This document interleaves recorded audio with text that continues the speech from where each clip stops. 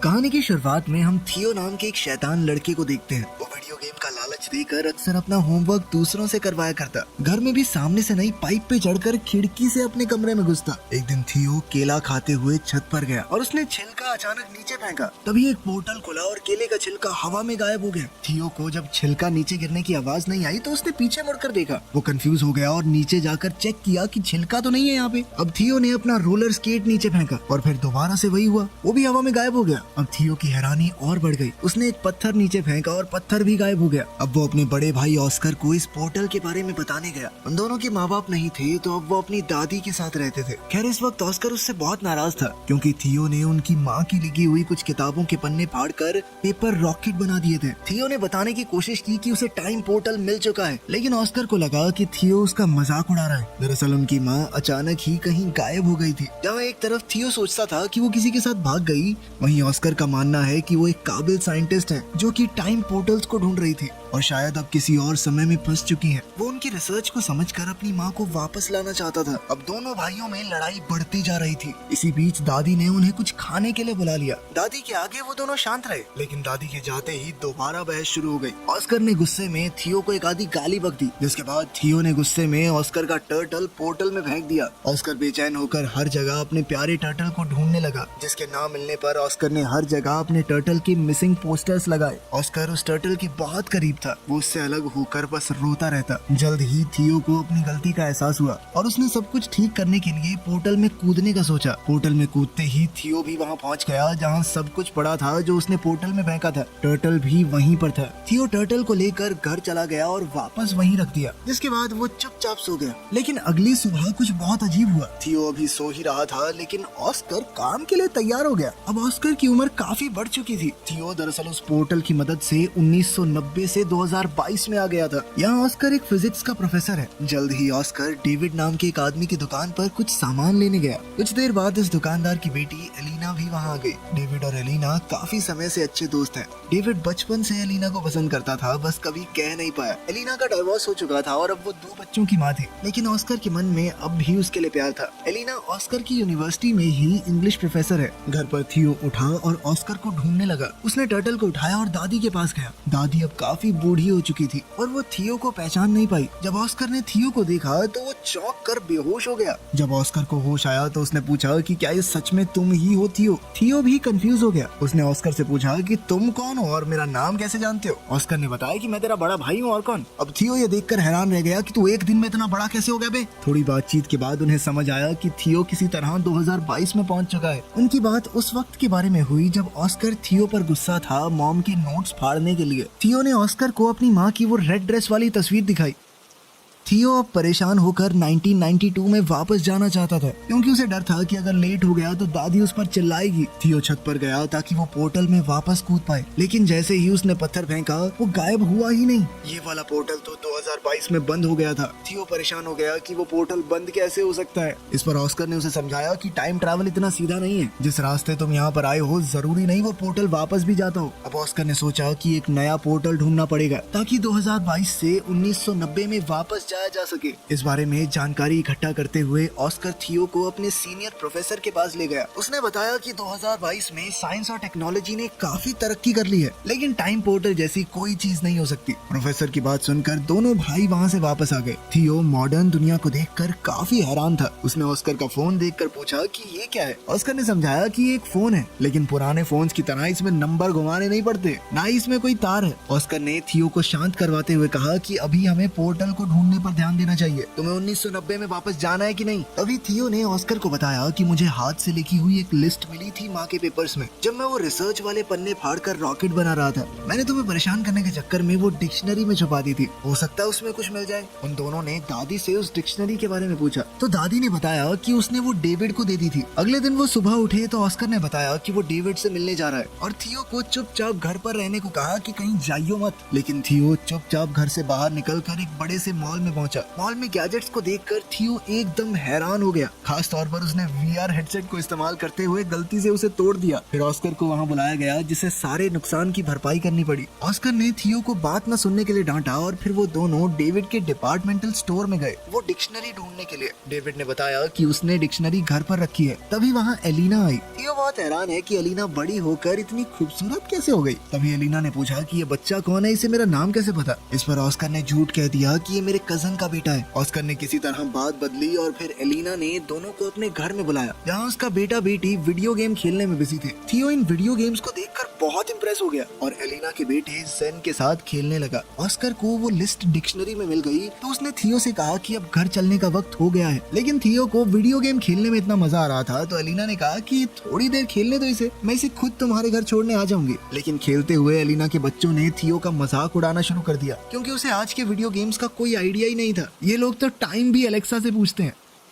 वापस जाकर थियो और ऑस्कर काम पर लग गए। छत पर जाकर ऑस्कर ने बताया कि लिस्ट में अलग अलग पोर्टल्स की जगह बता रखी है। इन दोनों ने बताई हुई जगहों पर चीजें फेंक कर टाइम पोर्टल्स को ढूंढने की कोशिश की, लेकिन कुछ नहीं मिला। ऑस्कर को लगा उसने कैलकुलेशंस में कुछ गलती की है और वो दोबारा से कैलकुलेशंस करने लग गया। इस दौरान थियो उससे पूछने लगा कि तुम हमेशा अकेले क्यों रहते हो और कोई दोस्त वगैरह नहीं है तुम्हारा, और खासकर एलिना को अपनी फीलिंग्स क्यों नहीं बताई आज तक। ऑस्कर ने कैलकुलेशंस करते हुए जवाब दिया कि भले ही एलिना का डिवोर्स हो गया है, लेकिन मुझे नहीं लगता हमारे बीच में बात बन सकती है। बिना ऑस्कर को बताए थियो ने ऑस्कर के फोन से मैसेज करके डेविड, एलिना और एलिना के बच्चों को घर पर डिनर के लिए बुला लिया। जब ये लोग दरवाजे पर आए तो ऑस्कर सबको देखकर चौंक गया। थियो ने बताया कि मैंने सबको फोन करके बताया और ऑस्कर उसकी शैतानी समझ गया। उनकी इस मुलाकात में ऑस्कर और एलिना एक दूसरे के करीब आ गए और अगले दिन एलिना थियो को शॉपिंग भी करवाने ले गई, उसे नए कपड़े दिलवाने। ट्रायल रूम में थियो हमेशा की तरह फुटबॉल की मजाकिया कमेंट्री कर रहा था। उसकी ये हरकत एलिना को याद आ गई और वो पहचान गई कि ऑस्कर का छोटा भाई थियो है। उसने थियो को गले लगाया और पूछा कि इतने साल गायब होने के बाद भी तुम्हारी उम्र क्यों नहीं बढ़ी। थियो ने बताया कि मैं एक टाइम पोर्टल में कूद गया था, जिसकी मदद से वो सीधा 1990 से यहाँ पहुँच गया 2022 में।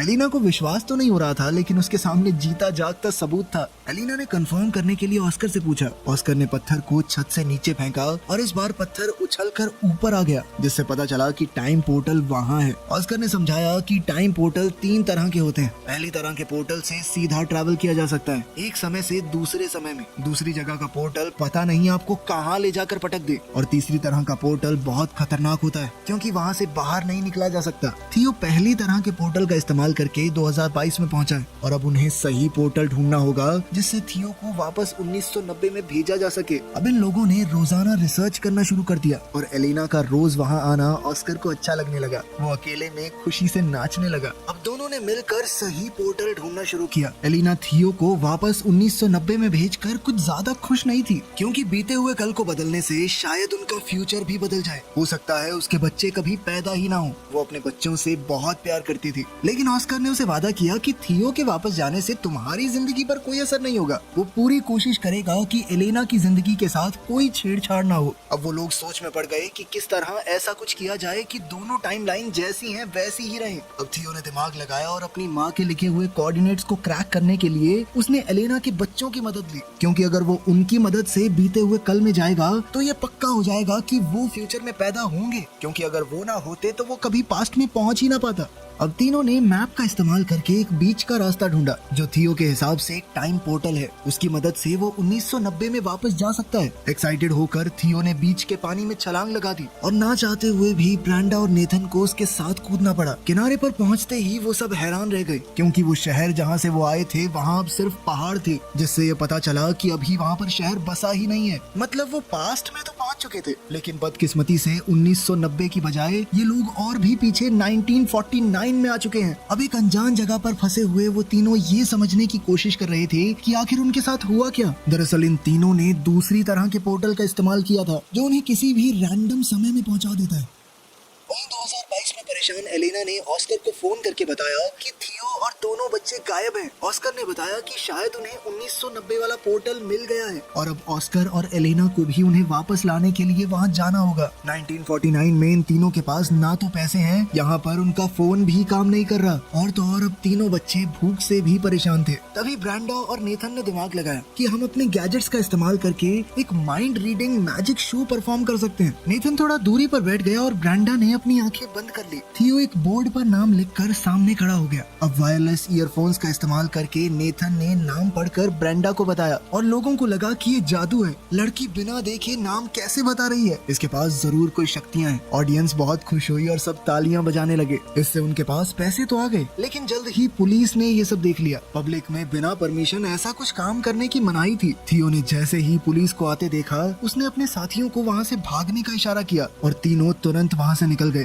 भागते हुए एक अनजान आदमी ने इन तीनों को किडनैप कर लिया और किसी अनजान जगह पर ले गया, जिससे अब इन बच्चों की जान पहले से और भी ज्यादा खतरे में थी। उधर 2022 में थियो और एलिना को 1990 के पोर्टल की एंट्री मिल गई। दोनों ने हाथ पकड़े और पोर्टल में कूद गए। एलिना सच में टाइम ट्रैवल करके ऐसा महसूस कर रही थी मानो सपना देख रही हो। 1990 में थियो के मिसिंग पोस्टर हर जगह लगे हुए थे। 1949 में बच्चों को किडनैप करके वो आदमी एक ऐसी गैंग के पास ले आया जो सरकार के विरुद्ध थी। गैंग के लीडर ने पूछा कि इन बच्चों को यहाँ क्यों ले आए, तो इस आदमी ने बताया कि ये बच्चे गैंग का सीक्रेट कोड जानते हैं। थियो ने कंफ्यूजन में पूछा कि कौन सा सीक्रेट कोड वर्ड। उस आदमी ने बताया कि जो सीटी की आवाज थियो ने पुलिस से भागने के लिए निकाली थी वो इस गैंग का कोड वर्ड है। ये सीटी थियो को उसकी दादी ने सिखाई थी। तभी गैंग की एक जवान औरत वहाँ आई। ये थियो की दादी है। जब वो जवान थी, थियो को पता चला कि उसकी दादी कभी इस गैंग की मेंबर थी। यहीं से उन्होंने वो सीटी बजानी सीखी है और उनसे थियो ने किसी को बताया नहीं कि ये उसकी दादी है, क्योंकि सब उसे पागल समझते। लेकिन वो इस औरत के गले लग गया। ये गैंग गवर्नमेंट के खिलाफ है, लेकिन लोगों की भलाई के लिए काम करती है और उनका इन बच्चों को कोई नुकसान पहुंचाने का इरादा नहीं था। इसीलिए वो तीनों अभी के लिए वहाँ सेफ हैं। दूसरी तरफ 1990 में ऑस्कर और एलिना बच्चों को ऑस्कर के घर में ढूंढ रहे थे, लेकिन वहाँ तो कोई भी नहीं था। अचानक उन्हें किसी की आवाज आई और दोनों कबर्ड में छुप गए। ये छोटा ऑस्कर है जो थियो के खो जाने के दुख में रो रहा है। फ्यूचर से आए ऑस्कर को ये देखकर बहुत दुख हुआ।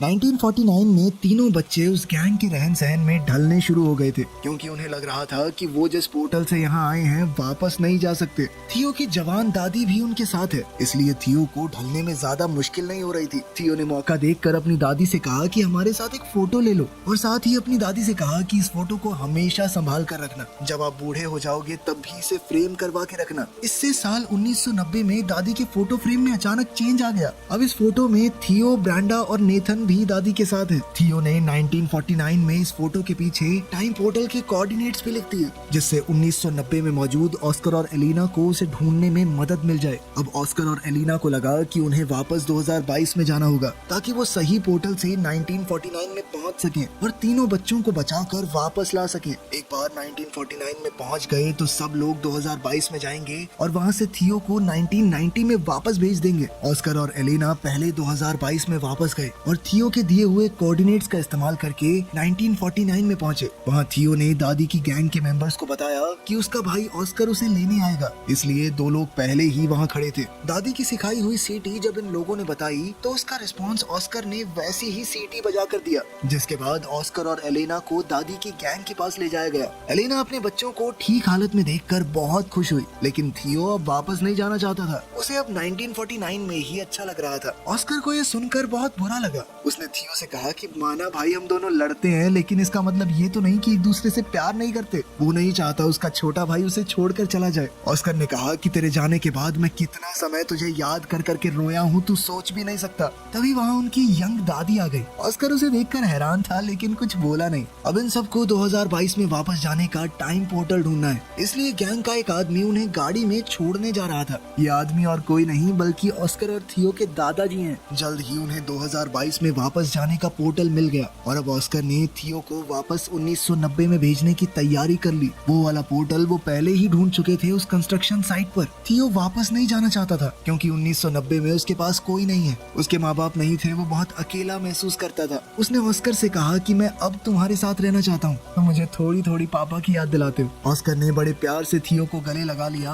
और समझाया कि 1990 वाला ऑस्कर भी बहुत अकेला है, उसे थियो की वहाँ बहुत जरूरत है। अगर तुम अच्छे से रहोगे तो मैं वादा करता हूँ कि मेरा छोटे वाला वर्जन भी तुम्हारा बहुत ध्यान रखेगा। ना चाहते हुए भी थियो 1990 में चला गया। वहाँ उसके वापस आने से ऑस्कर की खुशी का ठिकाना ही नहीं रहा और उसकी दादी ने भी उसे बहुत प्यार किया। जब थियो से पूछा गया कि वो कहाँ था तो उसने दादी को एक झूठी कहानी सुना दी कि उसे एक गैंग ने किडनैप कर लिया था। थियो के जाने से परेशान और कंफ्यूज्ड अब ऑस्कर भी इस बात पर भरोसा करने लगा कि शायद उनकी माँ सच में उन्हें छोड़कर चली गई है और फ्रस्ट्रेट होकर माँ की किताबों को उसने फेंकना शुरू कर दिया। लेकिन थियो ने वहाँ आकर अपने टाइम ट्रैवल की पूरी कहानी ऑस्कर को बताई। उसने ऑस्कर को 2022 का फोन भी दिखाया। ऑस्कर को उसकी कहानी पर पूरा भरोसा तो नहीं हुआ, लेकिन फोन देखने के बाद वो उसकी बात को झुकला भी नहीं पाया। दोनों भाइयों ने अब कभी भी टाइम पोर्टल का इस्तेमाल न करने का फैसला किया और वर्तमान समय में खुश रहने का वादा भी। अब 2022 में दोनों भाई एक साथ हैं और जैसे ही घर की घंटी बजी, थियो ने ऑस्कर का मजाक उड़ाते हुए कहा कि तुम्हारी गर्लफ्रेंड एलेना आई होगी। थियो ने ऑस्कर से कहा कि अब तो अपने मन की बात बता दे उसे, डाइवोर्स भी हो गया उसका। थियो ने जानबूझकर ऑस्कर को पहले ये सब नहीं कहा, क्योंकि अगर वो ऐसा कर देता तो एलिना के बच्चे कभी पैदा ही ना होते और एलिना की जिंदगी पूरी तरह बदल जाती, जो उसने वादा किया था कि वो नहीं बदलेगा। लेकिन अब बिल्कुल सही वक्त था, बच्चे भी पैदा हो चुके, डाइवोर्स भी हो गया।